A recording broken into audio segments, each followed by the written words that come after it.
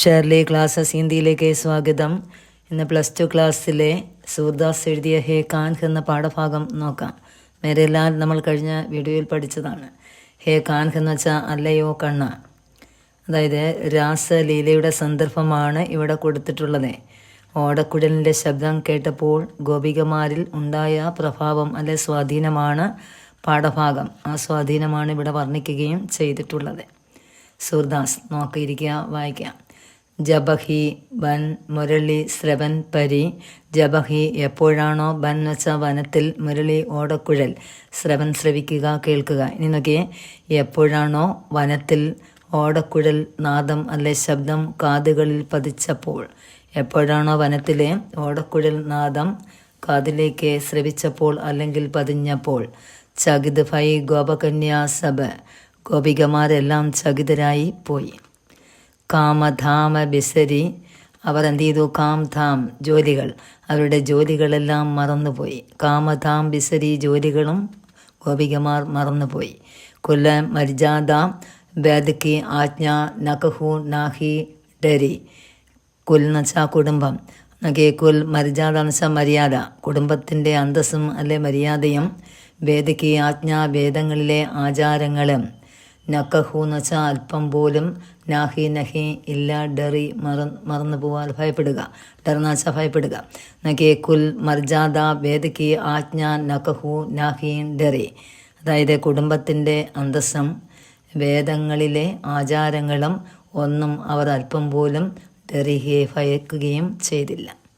ശ്യാമസിന്ധു സരിത ലലനാഗൻ ജൽക്കി ഡർനി ഡറി. ശ്യാമ സിന്ധു, ശ്യാമെന്ന് വെച്ചാൽ കൃഷ്ണനാണ്, ശ്യാമമേഘവർണ്ണമുള്ളവൻ അല്ലേ. ശ്യാമസിന്ധു അതായത് കൃഷ്ണനാകുന്ന സിന്ധു സാഗരത്തിലേക്ക്. സരിതാലനാഗൻ, സരിത എന്ന് വെച്ചാൽ നദി പോലെ, അതായത് കൃഷ്ണനാകുന്ന സാഗരത്തിലേക്ക് ഗോപസ്ത്രീകൾ എന്ത് ചെയ്തു?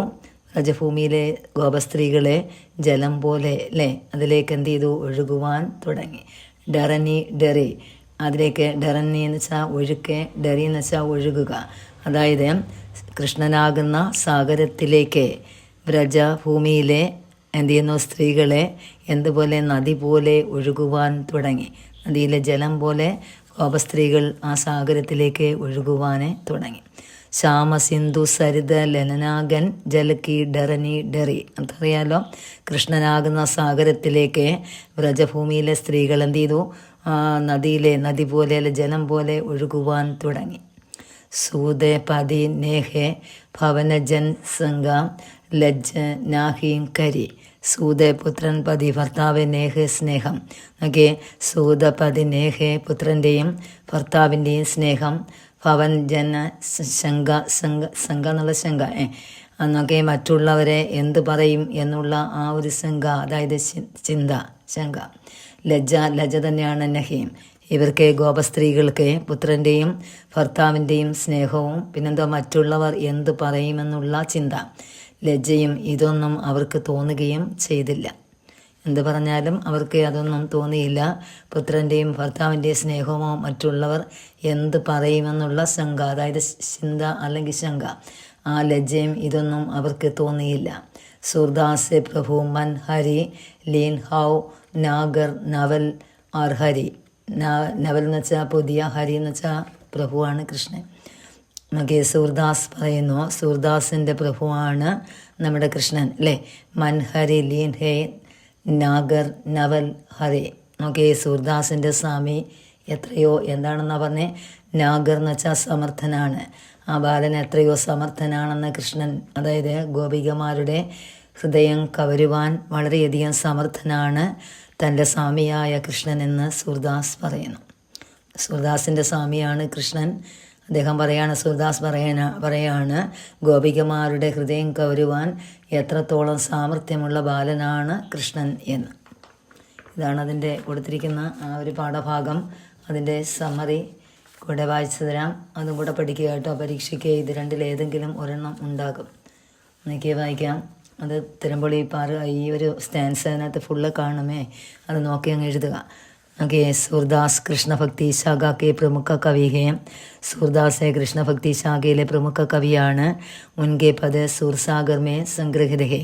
അദ്ദേഹത്തിൻ്റെ പദ എന്ന് വെച്ചാൽ കീർത്തനങ്ങൾ സൂർസാഗറിലാണ് സംഗ്രഹിതഹേ എന്ന് വെച്ചാൽ സമാഹരിക്കപ്പെട്ടുള്ളത്. അത് സൂർസാഗർ എന്ന കൃതിയിലാണ് അദ്ദേഹത്തിൻ്റെ എല്ലാ കീർത്തനങ്ങളും സമാഹരിക്കപ്പെട്ടിട്ടുള്ളത്. യഹാം ഇവിടെ രാസലീല കാ പ്രസംഗഹേ, ഇവിടെ തന്നിരിക്കുന്ന രാസലീലയുടെ സന്ദർഭമാണ്.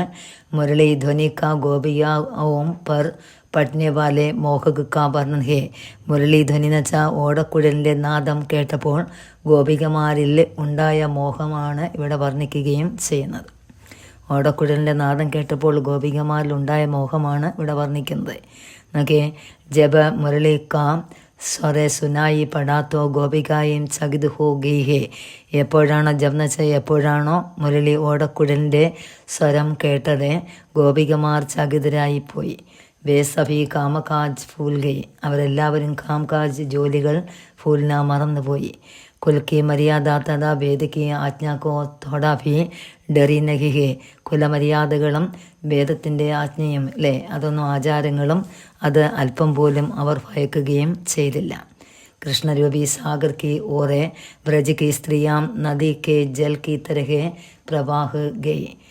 കൃഷ്ണരൂപിയായ കൃഷ്ണനാകുന്ന സാഗരത്തിലേക്ക് വ്രജഭൂമിയിലെ സ്ത്രീകൾ നദിയിലെ ജലം പോലെ എന്ത് ചെയ്തു പ്രവഹിക്കാൻ അല്ലെ ഒഴുകുവാൻ തുടങ്ങി.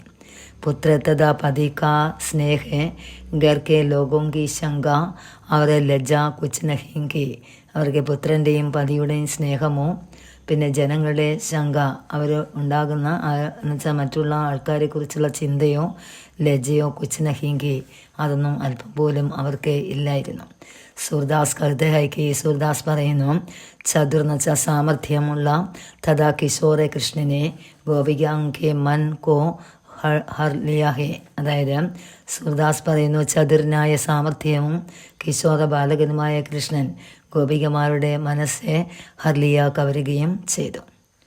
അത്ര എഴുതി കൊടുത്തിട്ട് അടുത്ത പാസേജ് തിരിച്ചാണ് എഴുതേണ്ടത്. ഇസ് പദമേ കൃഷ്ണയ്ക്ക് പ്രതി ഗോപികാങ്കെ പ്രേമക വർണ്ണൻ കിയാ ഹേ. ഈ കീർത്തനത്തിൽ കൃഷ്ണൻ്റെ നേർക്ക് ഗോപികമാരുടെ സ്നേഹമാണ് വർണ്ണിക്കുകയും ചെയ്യുന്നത്. ഇതോ ഹേ കാൻഹോ മേരെ ലാലോ എക്സാമിന് കാണും കേട്ടോ, പഠിച്ചു കൊള്ളണം.